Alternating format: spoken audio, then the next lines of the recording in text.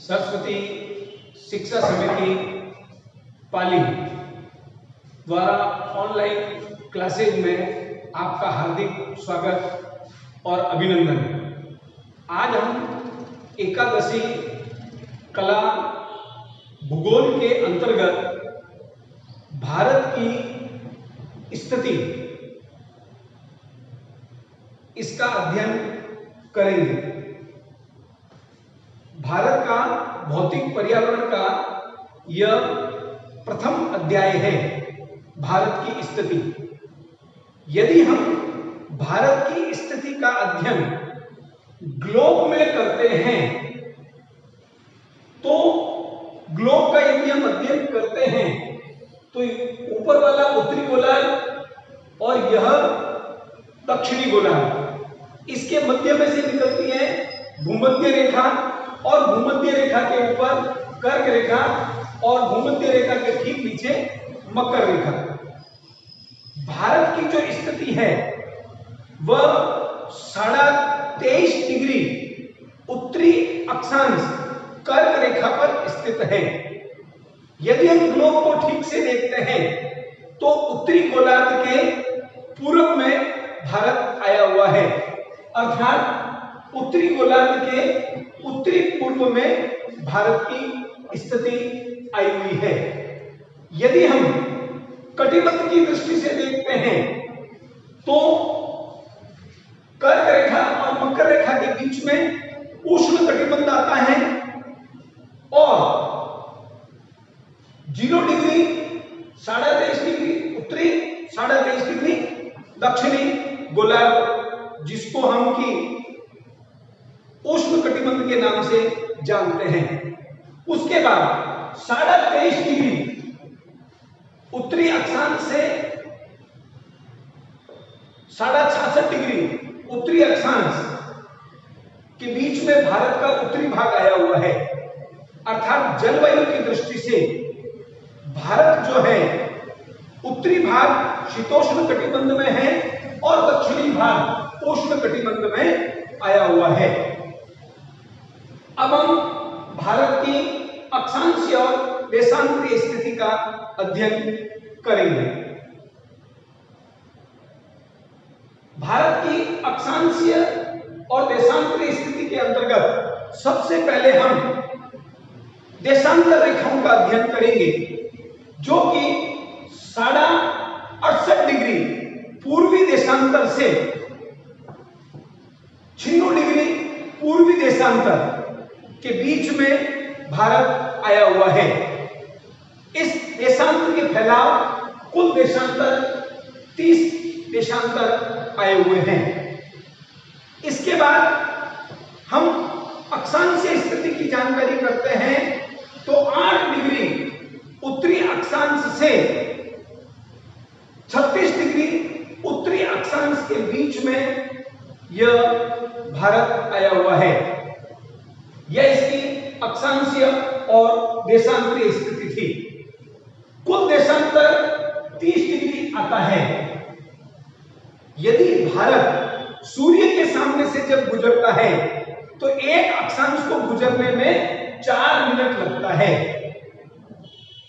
तो 30 डिग्री अक्षांश को गुजरने में 120 मिनट लगते हैं। यदि हम 120 मिनट को घंटे में परिवर्तन करते हैं तो 60 का भाग देंगे और 60 का भाग देने पर 2 घंटे आता है। इस प्रकार पश्चिम और पूरब जब सूर्यास्त होता है उस सूर्यास्त के समय 2 घंटे का अंतर पाया जाता है। जैसे जैसलमेर में 8 बजे सूर्यास्त होता है तो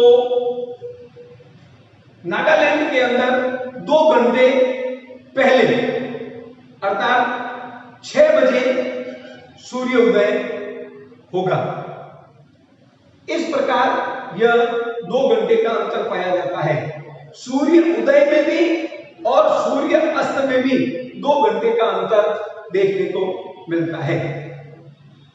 भारत का क्षेत्रफल की दृष्टि से यदि हम अध्ययन करें तो विश्व का जो पूरा भूभाग है उसका 2.4% भूभाग भारत का है।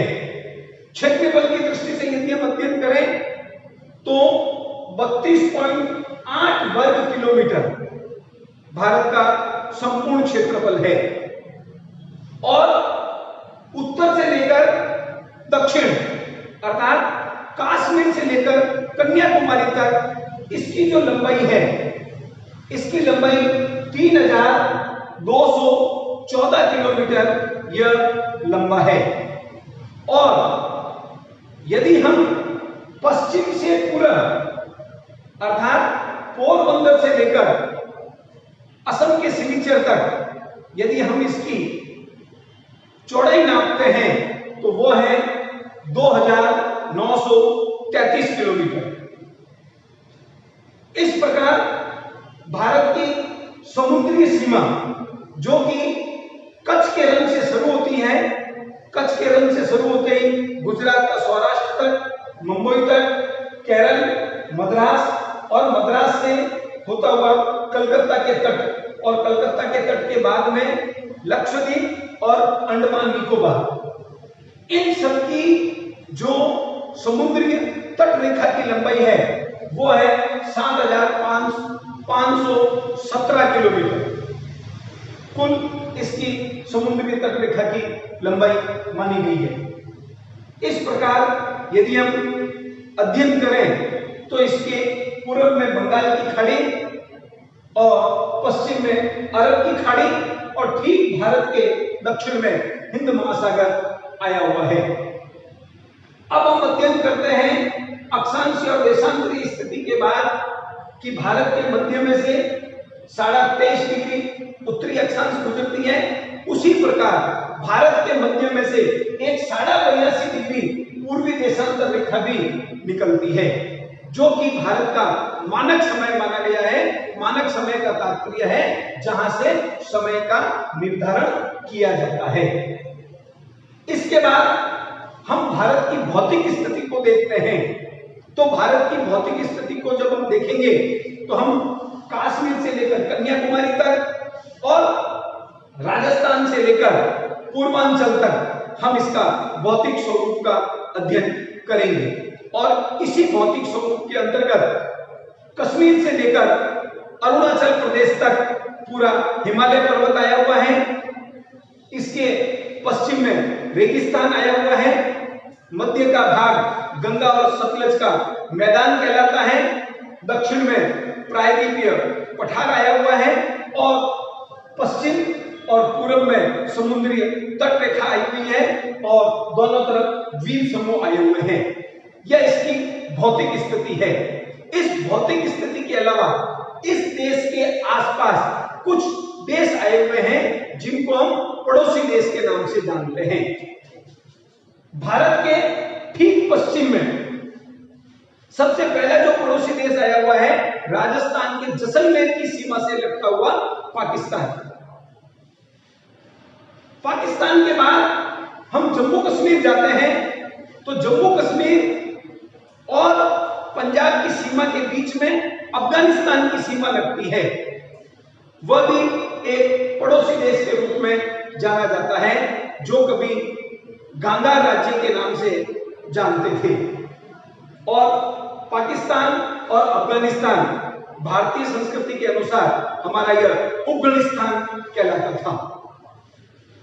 इसके बाद ठीक कश्मीर और कैलाश का मानसरोवर जिससे तिब्बत और तिब्बत के बाद चीन देश आया हुआ है और ठीक चीन, तिब्बत और उत्तर प्रदेश की सीमा से लगता हुआ एक देश आया हुआ है नेपाल, जो कि स्वतंत्र हिंदू राष्ट्र के रूप में जाना जाता है।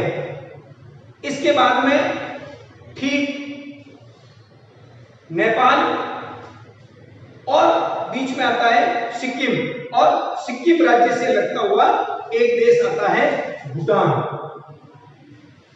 ठीक भूटान के दक्षिण में और भारत के पूर्व में पश्चिमी बंगाल, बिहार, असम और पूर्वांचल से घिरा हुआ देश उसको कहते हैं बांग्लादेश, जो कि कभी बंगाल के नाम से जाना जाता था और विभाजन के बाद पूर्वी बंगाल और पश्चिमी बंगाल, इस प्रकार यह जो पश्चिमी बांग्लादेश स्वतंत्र राष्ट्र के रूप में जाना जाता है।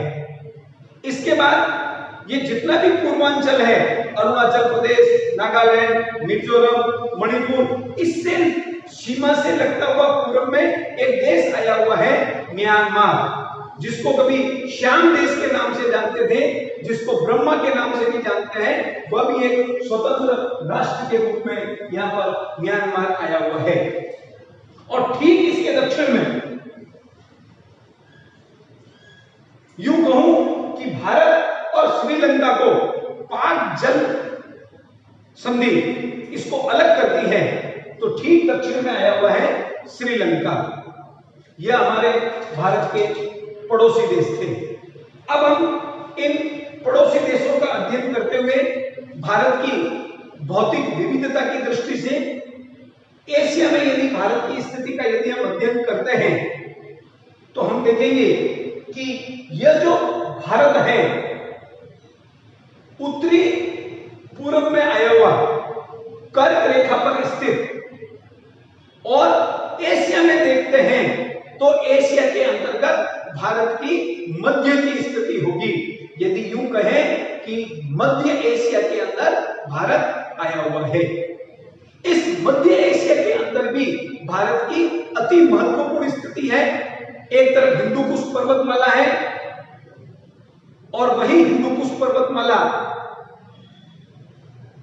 पूरी हिमालय पर्वतमाला से जुड़ी हुई है, जिनमें काराकोरम की पहाड़ियां भी आई हुई है, कैलाश मानसरोवर भी आया हुआ है, अन्नपूर्णा पर्वत भी आया हुआ है। यह पूरे भारत की उत्तर की स्थिति है। और यदि इस पूरे उत्तरी भाग का अध्ययन करते हैं, पर्वतीय भाग का और पूर्वांचल का, तो ये सब के सब वनों से आच्छादित भाग है। और वनों से आच्छादित होने के कारण यह हिमालय पर्वत हमारी उत्तर की सीमा बनाता है। और दक्षिण के अंदर हिंद महासागर जो कि हमारी समुद्री सीमाएं बनाता है। इस प्रकार उत्तर के अंदर उत्तरी पश्चिम में भी यदि हम अध्ययन करते हैं, भारत जो कि एक भौतिक भाग आया हुआ है थार का रेगिस्तान, जिसकी जैसलमेर की सीमा ठीक पाकिस्तान से लगती है। अब ये पाकिस्तान, अफगानिस्तान और भारत, इसके बीच में सुलेमान पहाड़ियां आई हुई है। और इसी सुलेमान पहाड़ियों के बीच में खैबर का दर्रा, बोलन का दर्रा, शिव किला, नाथुकला, ये सारे के सारे दर्रे आए हुए हैं। और यही दर्रे भारत की महत्वपूर्ण स्थिति को बनाते हैं। यही कारण है कि पश्चिम में भी रेगिस्तान के कारण भारत की मजबूत स्थिति है और उत्तर में हिमालय पर्वत के कारण भारत की मजबूत स्थिति बनती है, और दक्षिण में समुद्र के हिंद महासागर से जुड़ा होने के कारण समुद्री स्थिति भी बहुत मजबूत बनती है। इस प्रकार यदि हम देखें तो पूरे एशिया के अंतर्गत भारत मध्य में आया हुआ सबसे महत्वपूर्ण राष्ट्र माना जाता है।